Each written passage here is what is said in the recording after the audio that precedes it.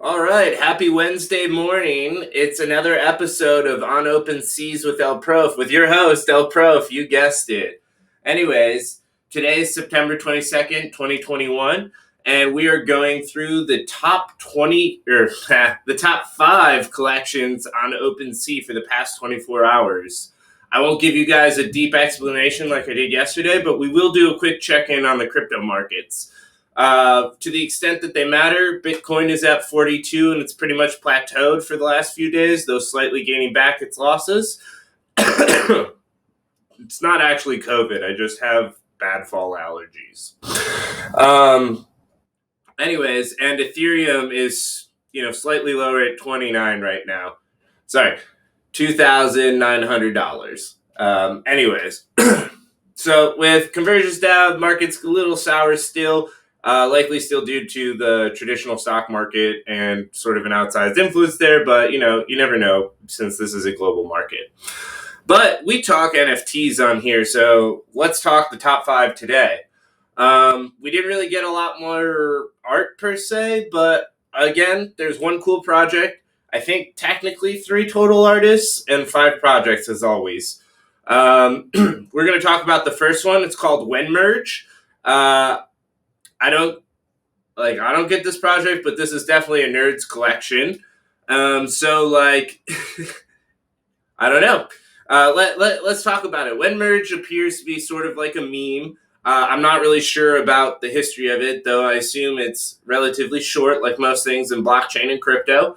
But that being said, it is tied to essentially the announcement of the Ethereum 2 protocols that would basically move Ethereum.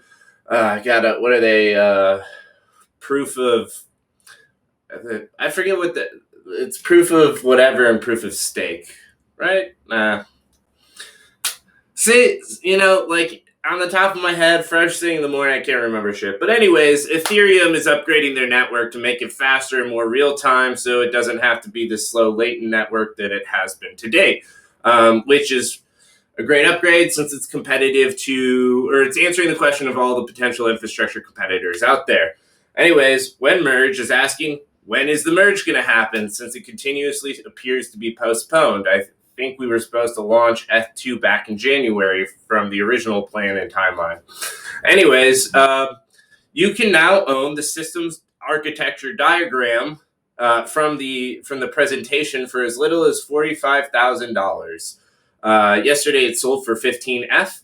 There were only 3 other transactions, and they were just back and forth between wallets. It looked like of the back end of this architecture diagram. There's like 11 different diagrams of which you can own from this presentation. So yeah, I think it's more of like a historical artifact than artwork. So I'm not really gonna It's so hard to find art in the top of the art collection on OpenSea, which I just don't fucking understand why. Anyways, on to number 2 today. Number 2 goes to harrypackart collection. I'm not sure if that's supposed to be just a funny name or actually is Harry Pack's art collection. Either way, this artist, is actually an artist. So, kudos to that for being in the number 2 slot. But as far as the artwork actually goes, it's it's not exactly my style or taste. I don't really have anything against it. This is actually art, so I'm not gonna rip it a new one or anything like that. There's no sense. This is an artist who put themselves out there and they're sharing their work and their feelings with the world. So to the extent that takes a lot of courage, applaud you for that. But it's just not my style, and it's not so much like the intricate details. Because detail to me is like a piece that is just so important. Obviously in artwork, that's how you can tell someone took as much time as they did with the piece. But to me, it feels like sometimes this style is just kind of anxiety inducing and overwhelming just because there's so many things going on, so many moving parts. I'm not even sure where I'm supposed to focus with artwork like this.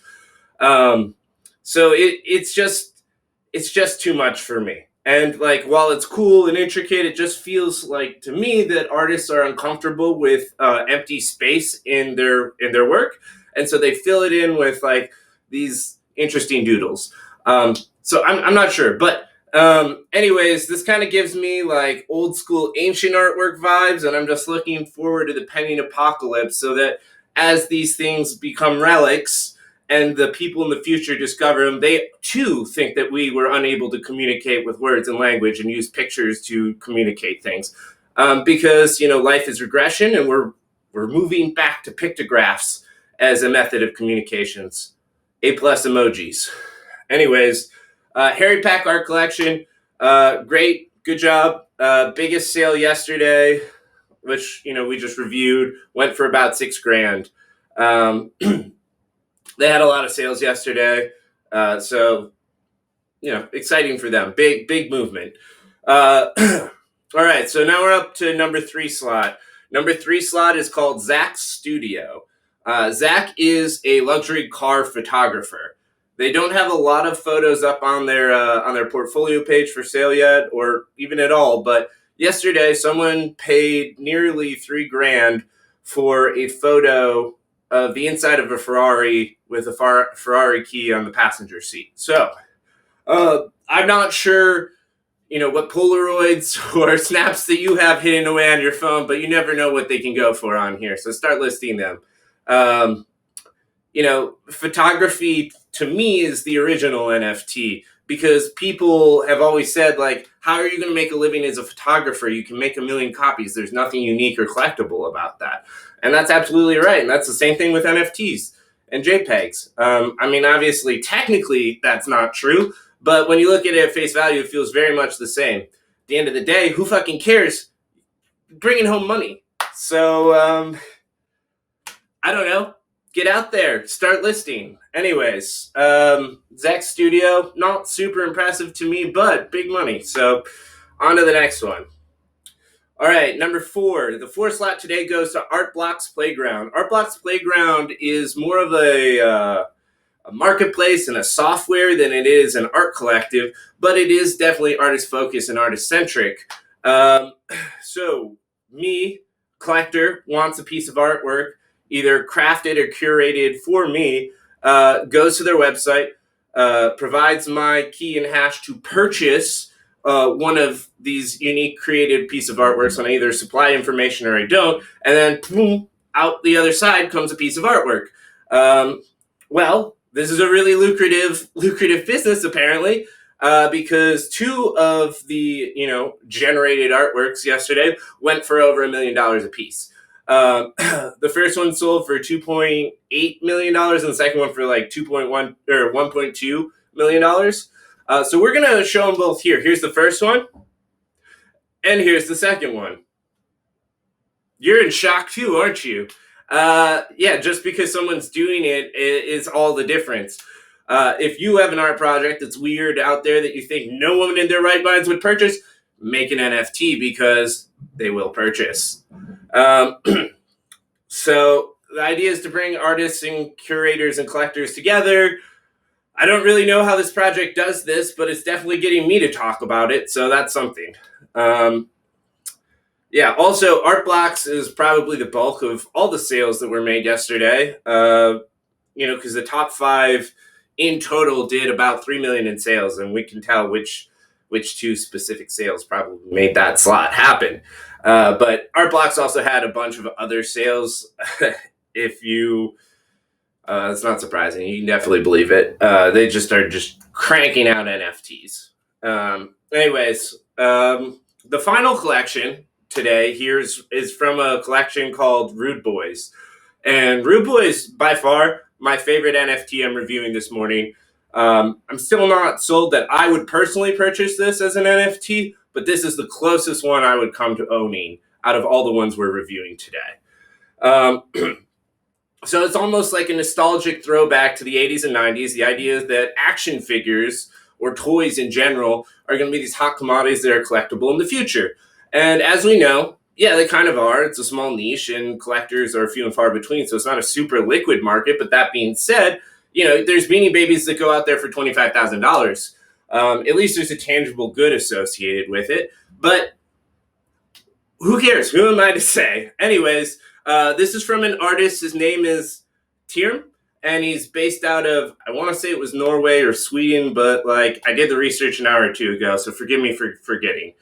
Um, my favorite one, as I was going through the website, was a series he was doing, Seven Deadly Sins, and the last one is super, super spicy. So definitely go check that out. These are just all essentially 3D animated action figures inside of collectible boxes. That's the throwback. They can never actually be opened, and you just trade hands between collectors. So every condition is always mint. What I find cool or interesting is yesterday I saw a project that degrades the quality of an NFT between trades to simulate real life deterioration of physical goods. And I think it'd be really interesting to combine that project with these collectible goods, because it might very much well simulate the action figure collection real life scenario. But that being said, this artist is younger than I am, raking in the dough, made nearly $200,000 yesterday. Uh, what I would do. Actually, sorry, move the decimal point. $24,000 yesterday. But still, netting nearly $100,000 in a day at, well, let's see, I'm 26, turning 27, 24 years old. Unbelievable. Although, I think he's 22. I did the math wrong again. Whatever. Anyways, thanks for listening today. Stay tuned tomorrow, and I'll try to be faster with these, I guess.